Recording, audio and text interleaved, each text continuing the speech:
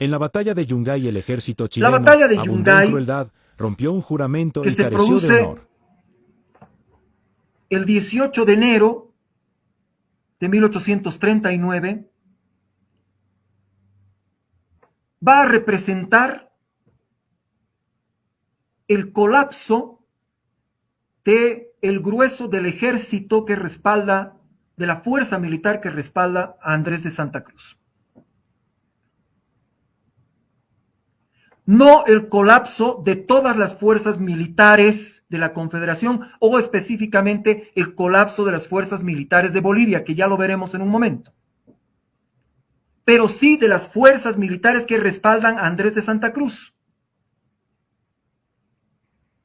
Andrés de Santa Cruz llega al campo de batalla, hay varias medidas que no se toman a tiempo, no hay exploración que se lance a tiempo, no hay preparativos previos que sean importantes, no hay un aparato que se pueda distinguir que esté destinado a llevar adelante una batalla que es desde todo punto de vista definitiva para lo que está sucediendo, lo cual no es responsabilidad únicamente de Andrés de Santa Cruz, sino que se debe específicamente al hecho de que no tiene a sus mejores oficiales con él. Si no tienes a tus mejores oficiales, entonces muchas de las cosas que se deben hacer, que se debe hacer antes de emprender una batalla campal definitiva, pues finalmente no se hacen. Y allí está precisamente la llave para entender lo que sucede en Yungay.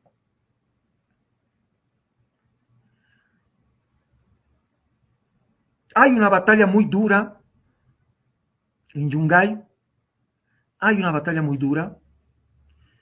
Hay una versión peruana y una versión chilena. La versión chilena obviamente dice que Bulnes organiza de una manera eficiente sus tropas, la caballería juega un papel muy importante en esta batalla. La versión peruana dice que Bulnes estaba listo para declararse en derrota después de los primeros choques durante la batalla, y es en ese momento que el general Castilla toma el mando de las fuerzas peruanas para levantar el espíritu de combate y lanzarse nuevamente hacia la batalla, y así se consigue la victoria.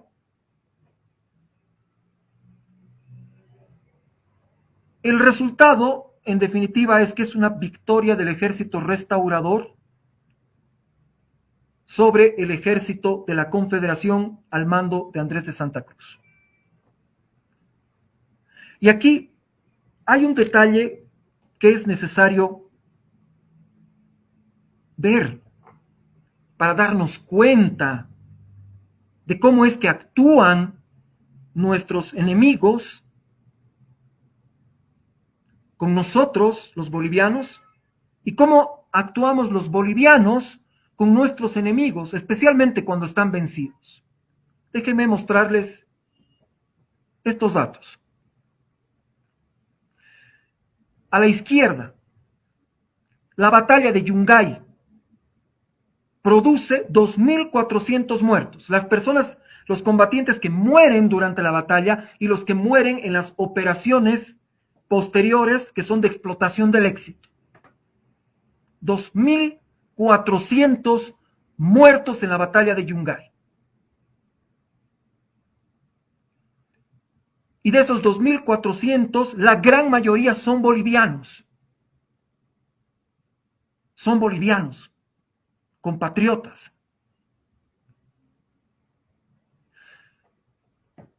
Pueden pensar que es normal, pero quiero mostrarles cómo es un final normal de una batalla de este calibre. Abajo, en la parte izquierda, batalla de Socabaya. La batalla de Socabaya, que ya la vimos anteriormente, hace 2 sábados, si no me falla la memoria. La batalla de Socabaya, que es la que la que funda la Confederación Boliviano-Peruana, es la Gran Batalla de Socabaya, que funda la Confederación, produce 600 muertos en el bando perdedor. 600. Lo que significa el 25% de las muertes que suceden en la batalla de Yungay. El 25% de las muertes. Y es una gran victoria, es una victoria definitiva. No es una victoria a la que se le puedan poner cortapisas, que tenga aspectos que sean atenuantes para el derrotado. Es una victoria absoluta. Y siendo absoluta esa victoria, ocasiona 600 muertos en el ejército contrario. Vamos a la derecha. Igual tenemos batalla de Yungay, 2.400 muertos. Comparada con la batalla de Ingabi. La batalla de Ingabi que sucede después de la caída de la Confederación. Esa batalla, la batalla de Ingabi, ocasiona 500 muertos. 500. Y es una victoria total y absoluta del ejército boliviano. Sin ambajes. Sin cortapisas. Y esa victoria total y absoluta, con categoría, produce 500 muertos en el bando perdedor.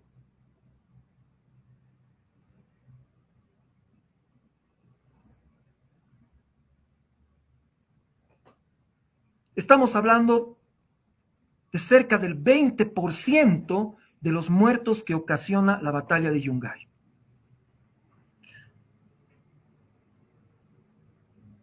Abajo van a ver ustedes cómo es que termina una batalla librada con honor, victoriosa hasta más no poder, pero con honor y respeto al vencido. Arriba van a ver ustedes cómo es que termina la batalla de Yungay. Después de la batalla, a los heridos y a los prisioneros,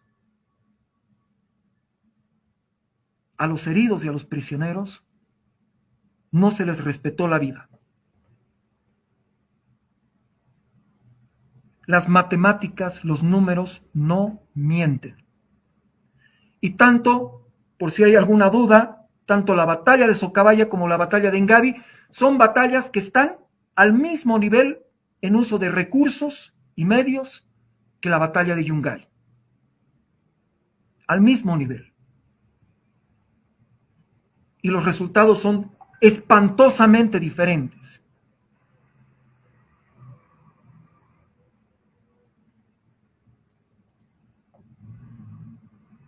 Esto es una afrenta a la humanidad y esto es una afrenta al honor, que no les quepa la menor duda. Así es como actúan con Bolivia. Un dato más. ¿Cuántos soldados, cuántos efectivos chilenos perdonó Bolivia en Paucarpata? Que fácilmente podían haber sido aniquilados completamente. Fácilmente. ¿Saben cuántos perdonó Bolivia? 2.400 efectivos chilenos. Además del millar de peruanos que se benefició también de la capitulación de Paucarpata. 2.400 chilenos. ¿Esto es karma a la inversa? Les perdonamos la vida a 2.400 efectivos chilenos y ellos nos hacen 2.400 muertos en la batalla de Yungay. ¿Cómo se llama eso? Honor no es.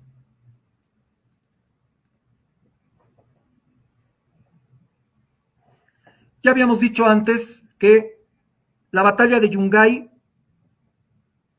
destruye el aparato militar que respaldaba a Andrés de Santa Cruz. Pero Bolivia, o la Confederación, si ustedes quieren, tiene todavía 2 ejércitos en pie de guerra. dos ejércitos. El ejército del centro, que está al mando del general Vallivian, entre Puno, Moquegua y el departamento de La Paz. Y el ejército del sur, que está al mando del general José Miguel de Velasco, entre los departamentos de Potosí y de Tarija. No es que la fuerza militar de la Confederación o la fuerza militar boliviana ha sido aniquilada, a pesar de la matanza que hubo después de Yungay.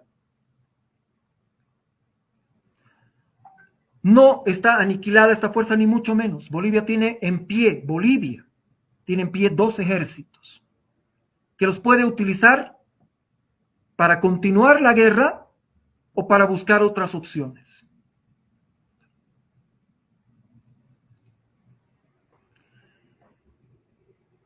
Siempre se ha dicho que Andrés de Santa Cruz vuelve del campo de batalla de Yungay y no le dejan entrar dentro de Bolivia y finalmente tiene que irse al exilio. Es verdad. Se le cerraron las puertas en Bolivia. Pero antes se le cerraron las puertas en el estado sur peruano, que todavía seguía formando confederación con el estado boliviano. La batalla de Yungay no terminó la confederación, ni mucho menos. Pero Andrés de Santa Cruz primero recurre, obviamente porque la geografía así lo demanda, primero recurre al estado sur peruano y es rechazado en el estado sur peruano, luego acude a Bolivia, y en Bolivia José Miguel de Velasco, que está ahí arriba a la derecha, y José Vallivian, que está ahí a la derecha abajo, cada uno a la cabeza de un ejército boliviano, en combinación le cierran las puertas de Bolivia. Y Andrés de Santa Cruz tiene que partir al exilio. El Congreso boliviano nombra como presidente posteriormente a José Miguel de Velasco, presidente provisorio. No es que Velasco se hizo del poder. Legalmente, José Miguel de Velasco se convirtió en presidente de Bolivia, dadas las facultades que tenía el poder legislativo en aquella época. Y va a tener que emprender un trabajo tremendamente grande. ¿Por qué? Porque Bolivia, después de la batalla de Yungay, todavía sigue en guerra con Perú, con Chile y con Argentina. No es que con la batalla de Yungay se acabó todo. Bolivia sigue en guerra con esos tres estados. Y a José Miguel de Velasco le va a tocar enfrentar este duro momento de nuestra historia nacional. Y para fortalecer lo que tú decías, el hecho de que después de Yungay se mataron a soldados particularmente bolivianos, precisamente yo tengo algunos datos como el asesinato del general Mariano Armaza, ¿no? Que fue estrangulado por un oficial colombiano, fue asesinado, fue dado alcance en realidad y fue asesinado en el mismo lugar, no se respetó en realidad absolutamente a nadie. Se habla de muchos soldados y oficiales que fueron perseguidos y asesinados en el mismo lugar. Y como tú dices, Jorge, ¿no? Nosotros respetamos el honor, respetamos justamente al ejército vencido, y pese al juramento que hicieron de no volver a levantar armas contra Bolivia, lo volvieron a hacer.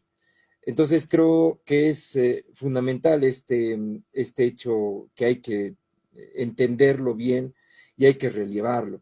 Yo no me voy a la derrota de Yungay, sí nos tenemos que concentrar en lo que es Paucarpata, Socabaya y Anacocha, que son victorias de nosotros. Iruy y Montenegro de la misma manera, particularmente en este periodo tan complicado, y que define de alguna manera también lo que es la línea que el país va a tener en los siguientes años y que se consolida después con la batalla de Ingavi.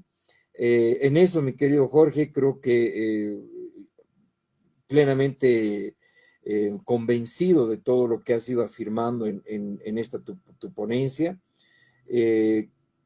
Apoyo lo que dices de que debemos cambiar un poco el tema de la concepción de lo que son nuestros soldados, particularmente en lo que se llama la gloria del soldado boliviano. Creo que tenemos que cambiar un poco la orientación de lo que es este proceso. Entonces, En ese sentido, simplemente ese comentario. Y bueno, para terminar, José Miguel de Velasco se proclama presidente en Oruro, precisamente, ¿no? Después de haber conocido la derrota de Yungay, entra a la ciudad de Oruro, estaba en Tupiza, Potosí, ingresa a Oruro y se proclama presidente en la iglesia de Santo Domingo, con un reducido vecindario, porque obviamente la noticia del desastre de Yungay llega recién o se conoce masivamente el 16 de febrero de ese año. Entonces allí es donde Velasco se proclama presidente y bueno, después es ratificado por el Congreso Nacional. Felicidades, Jorge, realmente una excelente ponencia. Bien, al parecer la exposición ha sido bastante ilustrativa y completamente detallada. Tengo ciertas preguntas, Magíster, acerca de esta batalla de la llamada batalla de Yungay, donde hace una referencia estadística respecto a las bajas que se ha tenido tomando Ingavi, tomando Socabaya. Esos datos, no se podría también entender que fue mayor también la resistencia del soldado boliviano, porque también se dice que duró 6 horas esta batalla, ¿no? Fue bastante larga la batalla de Yungay y que costó, por supuesto, sus respectivas bajas, pero más que entender tal vez los fusilamientos, se podría entender que el soldado boliviano resistió bastante de forma sobrehumana, tal vez, esta batalla, y eso se debe a las bajas y también el tiempo de la batalla.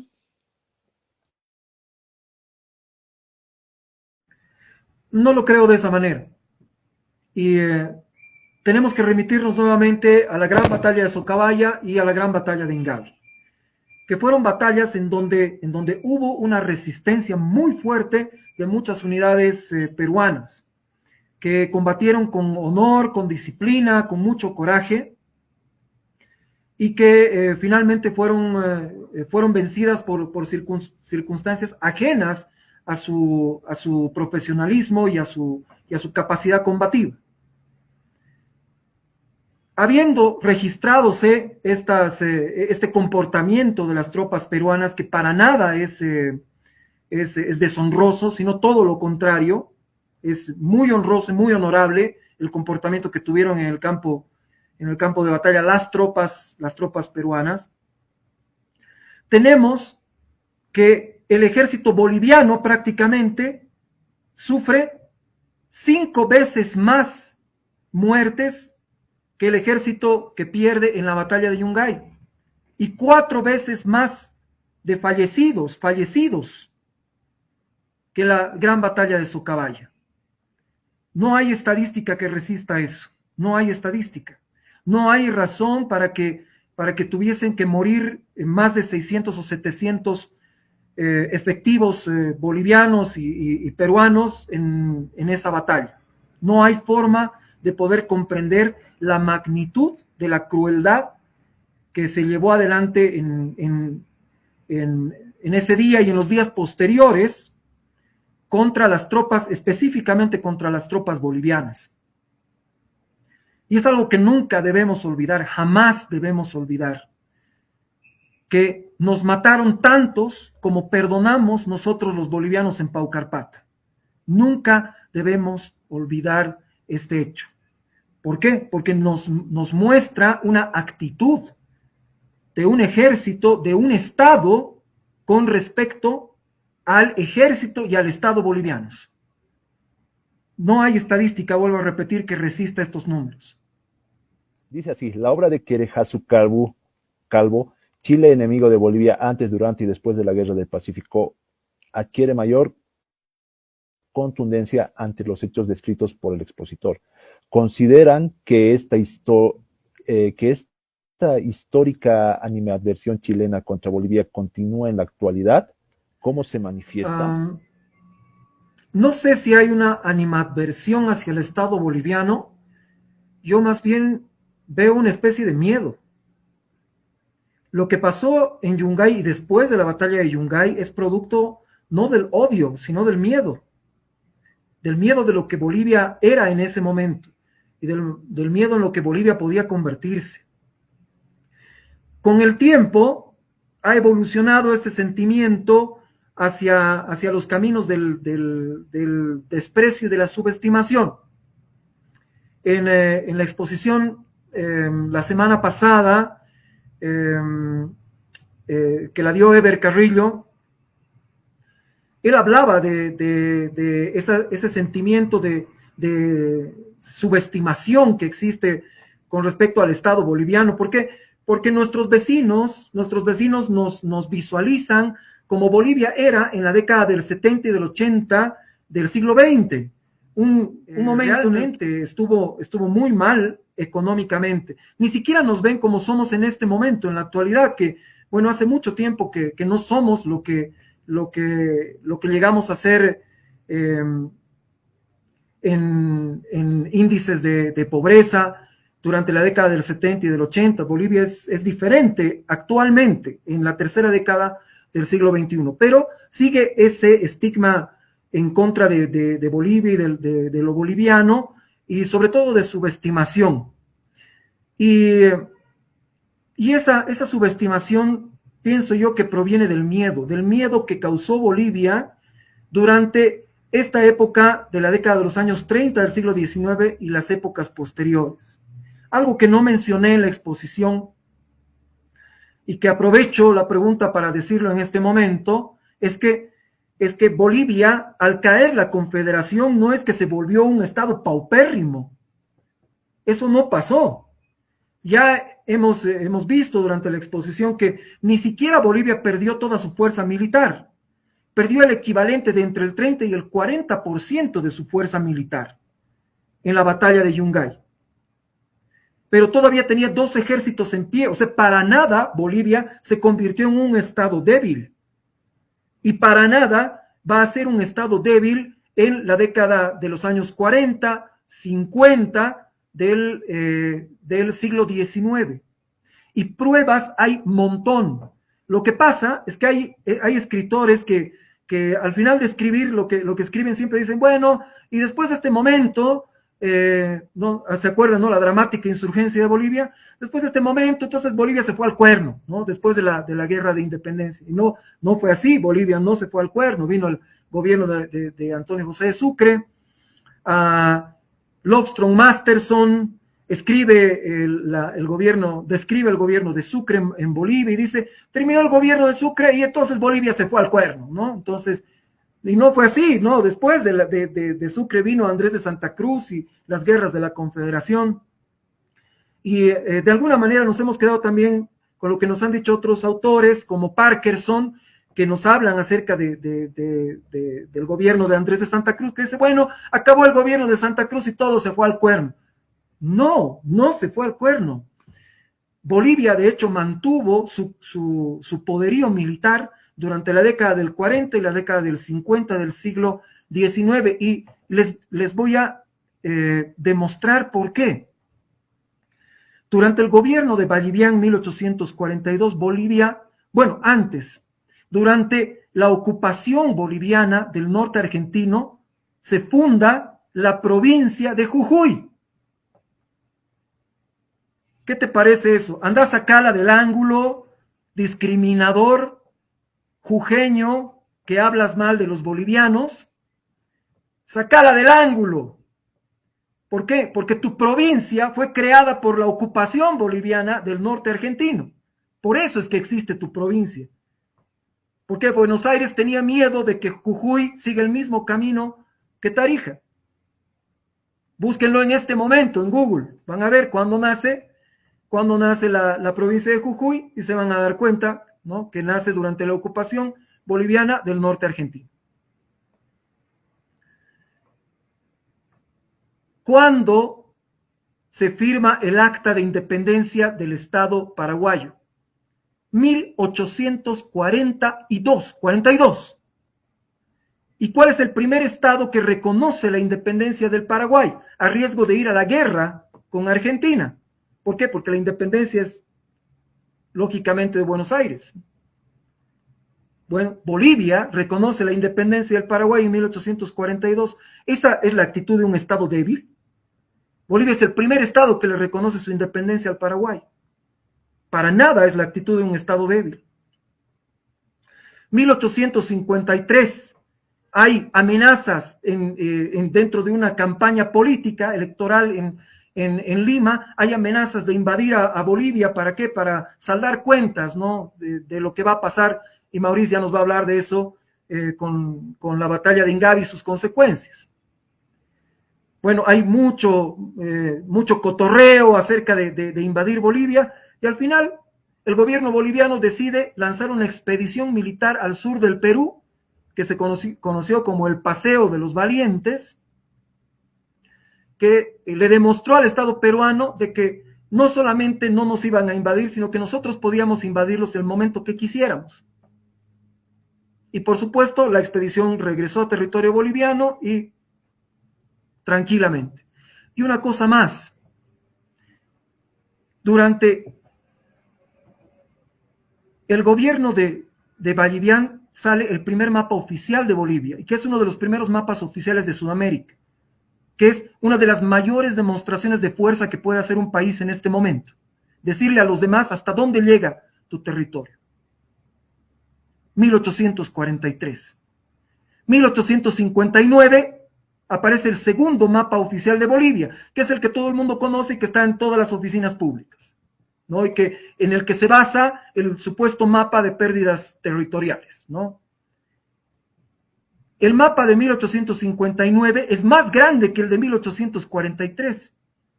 Bolivia está creciendo, no se está achicando. Y no hay nadie que le diga que no. ¿Por qué? Porque otros mapas de otros países comienzan a reflejar esa voluntad boliviana. Entonces, Bolivia es potencia la década del 30, la década del 40 y la década del 50 del siglo XIX. En la década del 60 comienzan a cambiar las cosas, pero aún así hay el temor, hay el respeto de los países vecinos para con el Estado boliviano y las fuerzas militares bolivianas.